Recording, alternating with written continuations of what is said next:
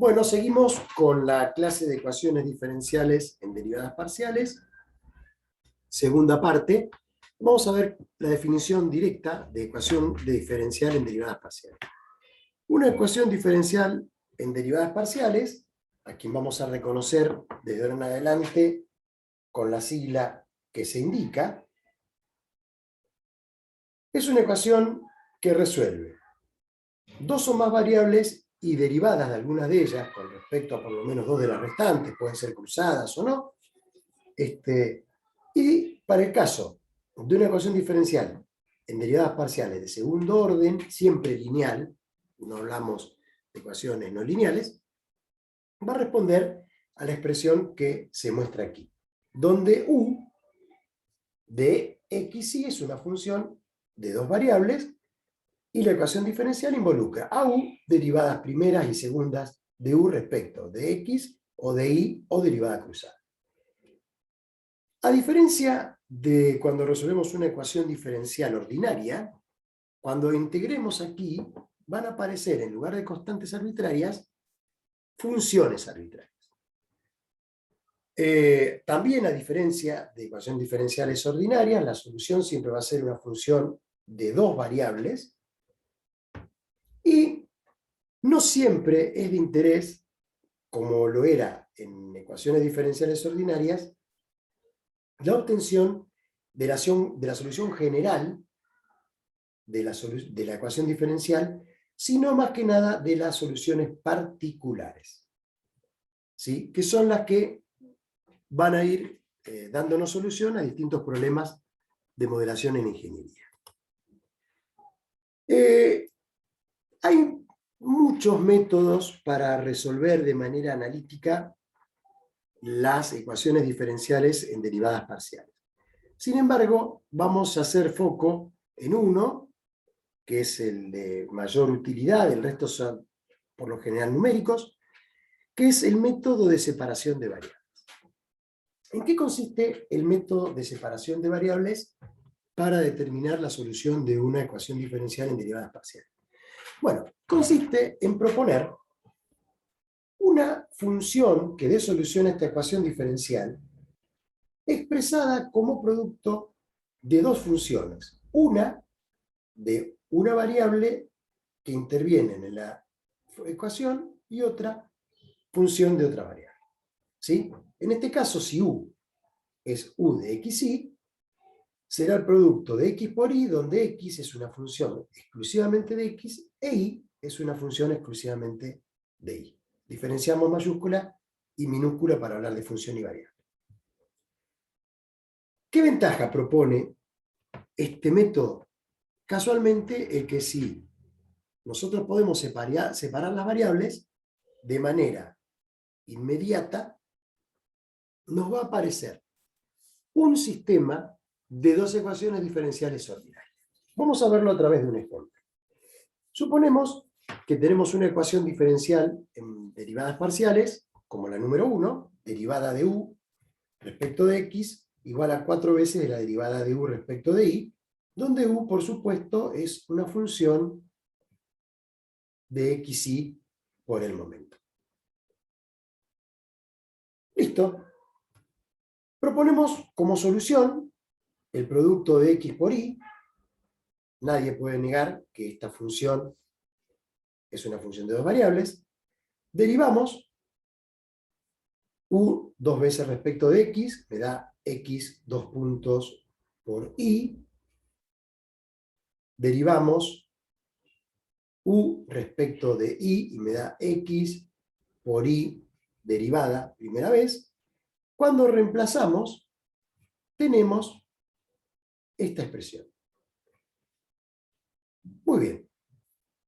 Lo que hacemos es reordenar esa igualdad y agrupamos todo lo que está dependiendo de la variable x por un lado y dependiendo de la variable y por el otro. Ya logramos separar más variables. Aquí tenemos que hacer una observación. Tenemos un cociente que expresa una igualdad entre funciones que son de x y funciones que son de y.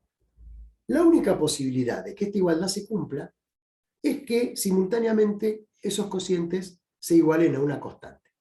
A esa constante la vamos a llamar constante de separación. Por comodidad exclusivamente, la vamos a nombrar como el menos lambda cuadrado. Se hace esto para desembocar directamente en la solución, tomando de la mano el problema del teorema de los altovalores positivos, ¿sí? Que vimos en el video anterior. Muy bien, igualamos a la constante de separación menos lambda cuadrado y obtenemos un sistema de ecuaciones, de dos ecuaciones diferenciales ordinarias. ¿Sí? Tenemos una ecuación ordinaria en X y una ecuación ordinaria en Y. Particularmente para este caso, de ambas conocemos la solución. Sabemos muy bien que la solución de esta ecuación diferencial es esta, y que la solución de esta ecuación diferencial es esta. Por lo tanto, sin meternos tanto en la cuestión de cómo llegamos a esas soluciones, directamente proponemos como solución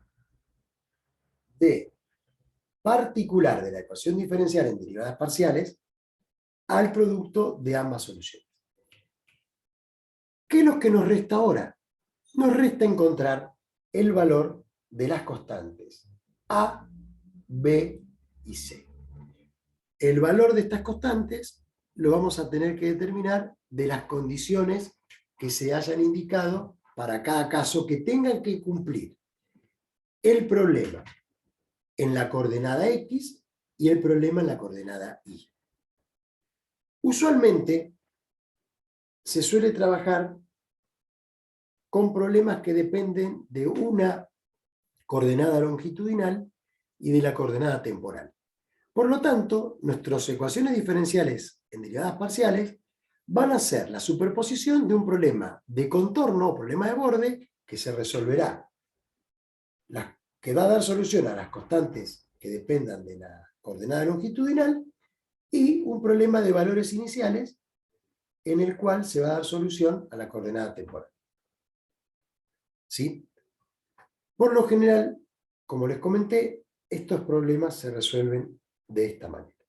Aquí va a haber una complicación adicional, que en muchos casos los sistemas de ecuaciones lineales que aparezcan para determinar el valor de las constantes de integración de cada ecuación ordinaria,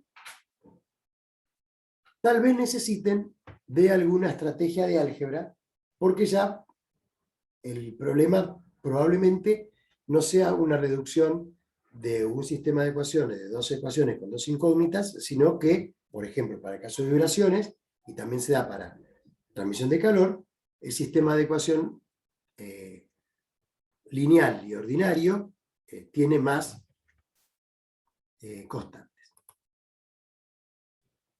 Muy bien. Ligado a lo que nos da como resultado el método de separación de variables, nosotros tenemos que determinar ahora a qué solución vamos a llegar. ¿Por qué? Porque nosotros tenemos una ecuación diferencial ordinaria en derivadas parciales, quiero decir, por lo general nos va a dar un problema como solución, un problema de autovalores y autofunciones, por lo cual se deduce que la solución no es única, sino todo lo contrario. La solución va a ser una suma de soluciones. En ese caso, lo que nosotros vamos a determinar es que estamos aplicando el principio de superposición de efectos. Es decir, si cuando nosotros resolvemos un problema de autovalores, como la solución no va a ser única, aplicando el principio de superposición y sumando el efecto de cada una de esas soluciones, le damos solución final al problema. Siempre y cuando el problema sea lineal. Si el problema no es lineal, este principio no se puede aplicar. Matemáticamente, la solución, de manera final, la vamos a expresar de esta manera. Como conclusión, podemos decir que una ecuación diferencial en derivadas parciales describe un problema en el que participa más de una variable. Exclusivamente vamos a centrar el estudio para resolver casos de utilidad en ingeniería, lo que se llaman las ecuaciones de la física matemática, que son 3, vamos a verla más adelante. Todos los problemas aquí van a ser de autovalores, y si hay convergencia van a generar autofunciones. Vamos a ver que el autovalor y la autofunción tendrán finalmente un significado físico, y vamos a poner especial cuidado en que siempre las soluciones de estas ecuaciones diferenciales ordinarias que vienen como resultado de aplicar el método de separación de variables convergen. Por último, vamos a poner una definición que es la de modelo matemático. ¿Qué es un modelo matemático? Un modelo matemático es una expresión que se utiliza para dar idea matemática de cualquier fenómeno físico, identificándolo a través de símbolos y de operaciones matemáticas. Para nosotros, un modelo matemático va a estar descrito siempre por una ecuación diferencial. Puede ser ordinaria o puede ser en derivadas parciales. ¿Cómo se construye un modelo matemático? Son 3 pasos. El primero es la identificación de las variables que intervienen en la conformación del sistema. El número de variables que yo considere me va a determinar el nivel de resolución de ese modelo matemático.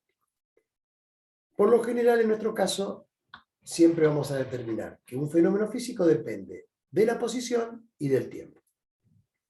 Por lo tanto, ya les adelanto que X y T seguramente van a ser quienes modelen nuestros problemas.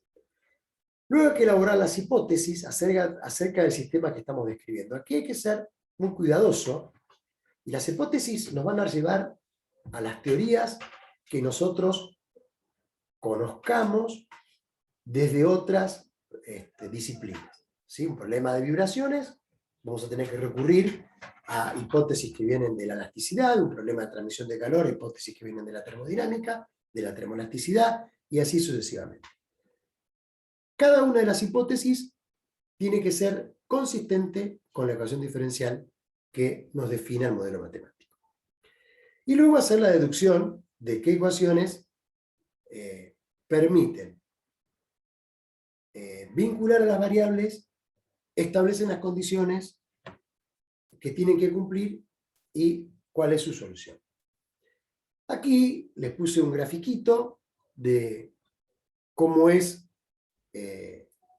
lo que se supone desde el mundo real al modelo real. Se idealiza, se aproxima, siempre hay aproximaciones, por eso hablamos de hipótesis simplificativas, se le llama muchas veces. Preparamos el modelo matemático, que es la ecuación diferencial. A través de técnicas matemáticas resolvemos y obtenemos resultados, y de aquí comparamos qué convergencia hay entre los resultados que obtenemos y el mundo real, cómo físicamente se comporta nuestro sistema. Muy bien, y eso va a ser ya aplicación de la tercera parte de esta segunda clase. Muchísimas gracias.